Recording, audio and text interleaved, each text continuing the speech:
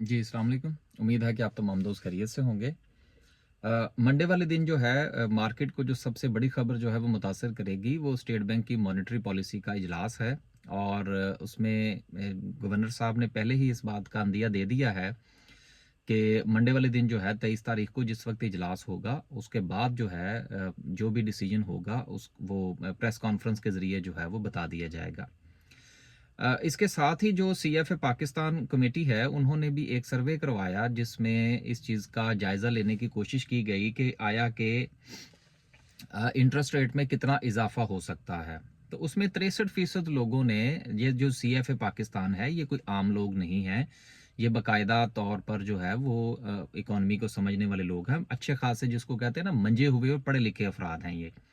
इसमें CA, chartered accountants और बाकी जो अच्छी-अच्छी डिग्रियों वाले लोग हैं, वो बैठे होते हैं, जिन्होंने अपनी सारी ज़िंदगी जो है वो इन्हीं कामों में ही गुज़ारी है और आने वाले वक़्त में भी गुज़ारेंगे। तो लिहाज़ा उनकी बात जो है वो उनको उस बात को या उनकी राय को जो है वो पसे-पुष्ट नहीं डाला जा सकता। तो उनमें 63% जो है उनकी राय ये थी कि आने वाली जो मॉनेटरी पॉलिसी है, इसमें तकरीबन कोई 1 से 1.5% का इज़ाफ़ा जो है वो यकदम से किया जा सकता है।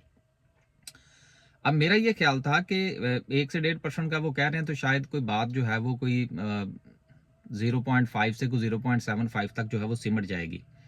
लेकिन उसके बाद एक और ख़बर जो है वो जब मेरी नज़रों से गुज़री, तो उस पर थोड़ा-सा बात करना ज़रूरी था कि आपको याद होगा कि पाकिस्तान ने नया पाकिस्तान सर्टिफ़िकेट स्कीम जो है ये ख़ान साहब के दौर में अनाउंस की थी कि जिसमें जो ओवरसीज़ पाकिस्तानी हैं, वो डॉलर टर्म के अंदर और पाउंड्स के अंदर और यूरो के अंदर जो है वो अपने पैसे जो है वो सर्टिफिकेट की शक्ल में रख सकते हैं और उनके ऊपर जो है वो हुकूमत पाकिस्तान उनको सूद पे करेगी, मुनाफा पे करेगी।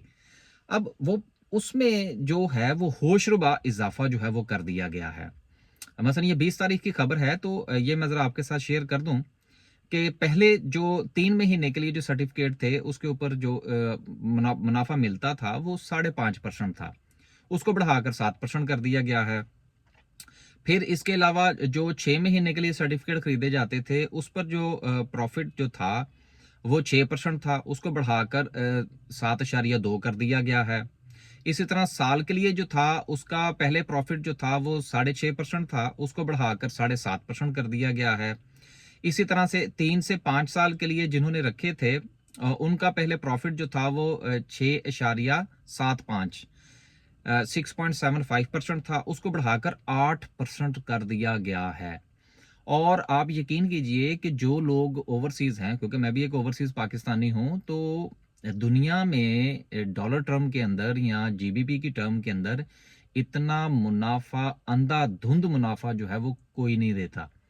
अब यहाँ से दो देखें, आप अगर हिस्ट्री को देखें या जो हमें लोन्स वगैरह मिलते हैं दीगर ममालिक से, तो उनके ऊपर बड़ा एक नॉमिनल सा प्रॉफिट होता है या जो इंटरेस्ट होता है, जो 2% 3%।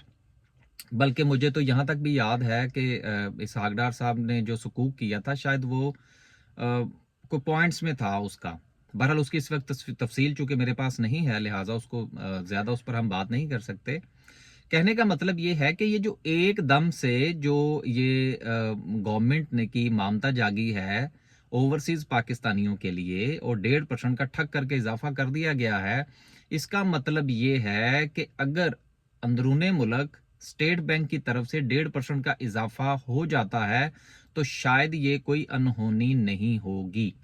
तो यहां से एक तो मुझे माइंडसेट जो है वो नजर ये आ रहा है कि 1.5% का इजाफा हो सकता है। दूसरी बात जो है वो इसमें ये है कि नया पाकिस्तान जो है सर, उस उन सर्टिफिकेट के अंदर जो मेरे जैसे गरीब लोग हैं या ओवरसीज पाकिस्तानी हैं, हमने कितना को पैसा रखा होगा यार? कुछ $10,000, $20,000, 50,000 कर लें यार, कुछ लाख कर लें।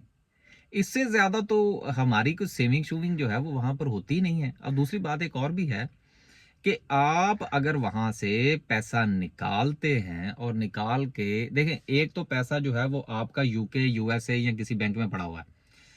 अब वहां से जिस वक्त आपने उसको निकालना है, पहली चीज तो ये है कि ओवरसीज पाकिस्तानी जो हैं, खास तौर पर जो तनख्वाह याफ्ता लोग हैं, तनख्वाह वाले लोग हैं कह लीजिए, वो पैसा बड़ा जो है ना वो छांग फटक कर अकाउंट्स में रखते हैं।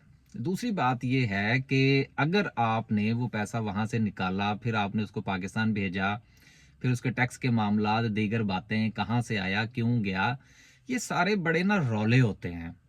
अब सवाल ये पैदा होता है, जो मुझे कम से कम हजम नहीं हो रहा, कि 8% का इजाफा जो दिया जा रहा है, ये आज नहीं तो कल, कल नहीं तो परसों, सर ये कोई ना कोई स्टोरी बनेगी।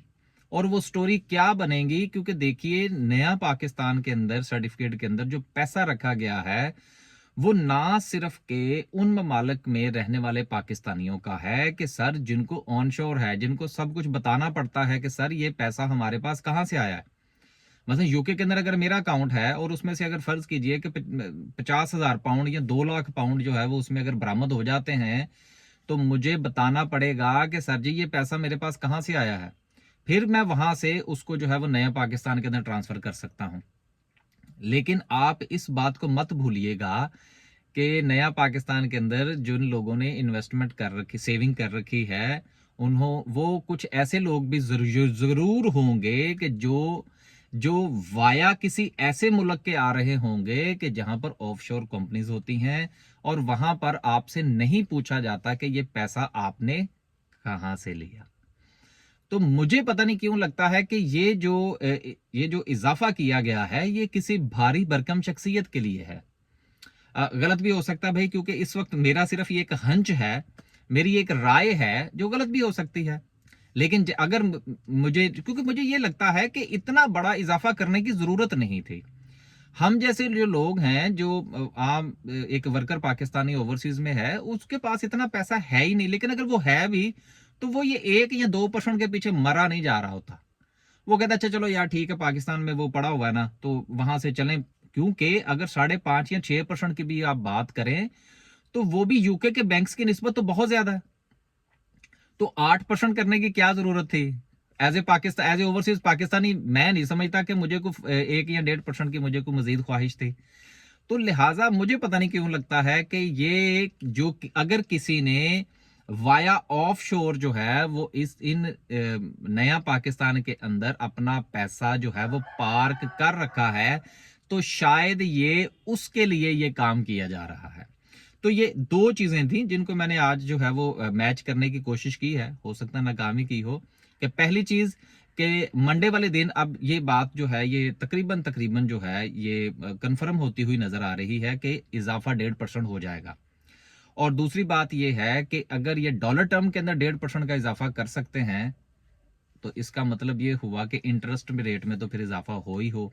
और अगर 1.5% का इजाफा, कुछ लोग तो 2.5% की भी बात कर रहे हैं, लेकिन वो कम से कम मैंने वो थ्योरी पढ़ी है, मेरे दिल को नहीं लगी, तो मैंने उस पर बात करना मुनासिब नहीं समझा।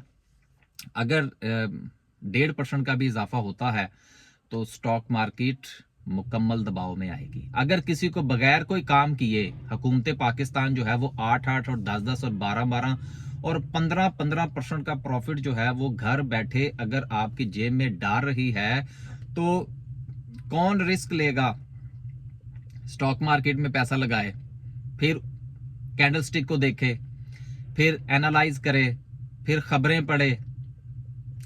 क्वेश्चन मार्क है इसके ऊपर।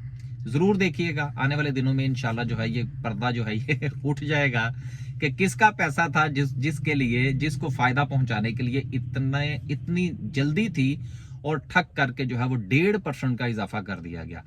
इसके बरक्स अगर आप नेशनल सेविंग के जो इजाफा जात हैं वो अगर आप देखें, तो वो शायद आपको इतने नजर नहीं आएंगे।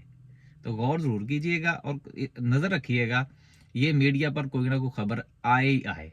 अल्लाह हाफिज।